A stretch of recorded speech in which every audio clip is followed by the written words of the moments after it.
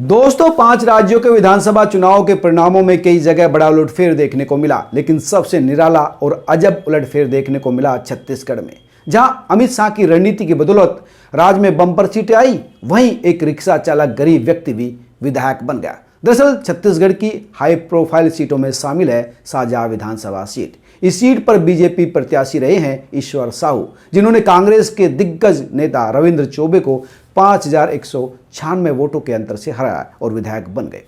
साहू की जीत के बाद बीजेपी आईटी सेल के हेड अमित मालवीय ने उनकी फोटो को शेयर करते हुए ट्विटर पर लिखा, मैं ईश्वर साहू।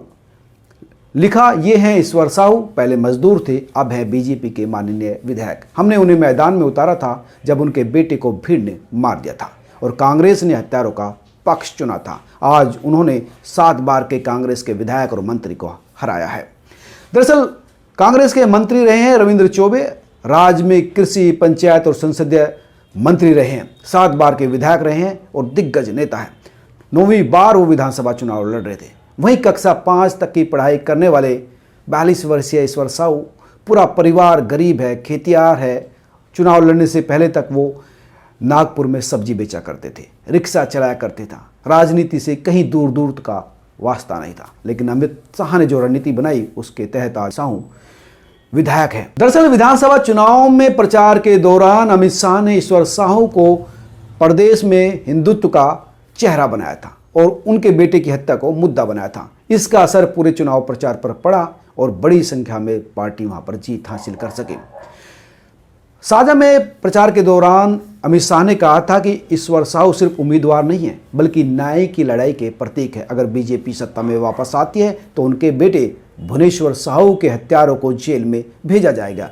अब परिवार और गांव वालों को उम्मीद है कि भुवनेश्वर के हत्यारों को सख्त सजा मिलेगी। दरअसल 8 अप्रैल 2023 को 2 स्कूली छात्रों के बीच साइकिल चलाने को लेकर मामूली विवाद हुआ था। इनमें से एक हिंदू था, भुवनेश्वर साहू, और एक दूसरा मुस्लिम समुदाय से था। गांव में दोनों ही समुदाय पहले से अलग अलग मामले को लेकर अक्सर आमने सामने रहते भी थे। ऐसे में 2 छात्रों के बीच इस मामूली विवाद ने सांप्रदायिक दंगे का रूप ले लिया। इसके बाद विवाद हिंसा में बदल गया और इसी में ईश्वर साहू के 22 वर्षीय बड़े बेटे भुवनेश्वर साहू की हत्या हो गई। इस हत्या के बाद गांव का माहौल जाहिर सी बात है तनावपूर्ण हो गया। बीजेपी के नेतृत्व में हिंदुवादी संगठनों ने 10 अप्रैल को पूरे प्रदेश के बंद का आह्वान किया था। इस बीच प्रशासन ने हालात सामान्य करने के लिए इलाके में कर्फ्यू लगा दिया। इस दंगे के बाद सरकार ने ईश्वर साहू के परिवार को 10 लाख रुपए और सरकारी नौकरी की भी पेशकश की थी, लेकिन ईश्वर साहू ने इसे ठुकरा दिया। सरकार से कोई सहायता नहीं ली। उनका कहना था कि मुझे न्याय चाहिए। हालांकि बीजेपी के कई वरिष्ठ नेताओं ने ईश्वर साहू के घर पहुंचकर उनसे मदद के नाम पर 11 लाख रुपए दिए थे। छत्तीसगढ़ का यह पहला मौका है जब हिंदू मुस्लिम विवाद इतनी बड़ी सांप्रदायिक हिंसा में बदल गया था। घटना की चर्चा पूरे देश में हुई थी और 15 दिनों से अधिक तक पूरे इलाके में तनाव भी रहा था, जिसका असर पूरे चुनाव पर भी पड़ा और ईश्वर साहू एक हिंदुत्व के चेहरे बने और बीजेपी ने इनको टिकट दिया और आज विधायक है। ईश्वर साहू की अगर संपत्ति की बात करें तो उन्होंने जो निर्वाचन आयोग को अपनी जानकारी दी तो उनके पास कुल 11,50,270 रुपये कैश है। इनमें से वो है जो बीजेपी ने दिए थे, बाकी उनके पास के पैसे, यानी बहुत कम पूंजी वाले व्यक्ति हैं।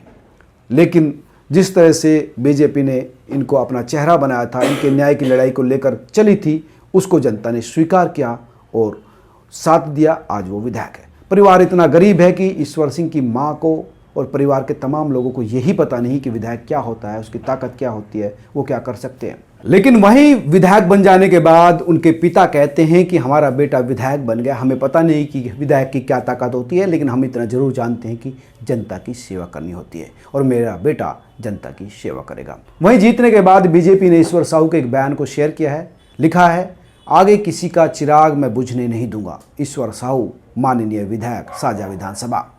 दोस्तों, हम उम्मीद करते हैं कि ईश्वर साहू का यह बयान सत्य होगा और आगे किसी के घर का चिराग ना बुझेगा।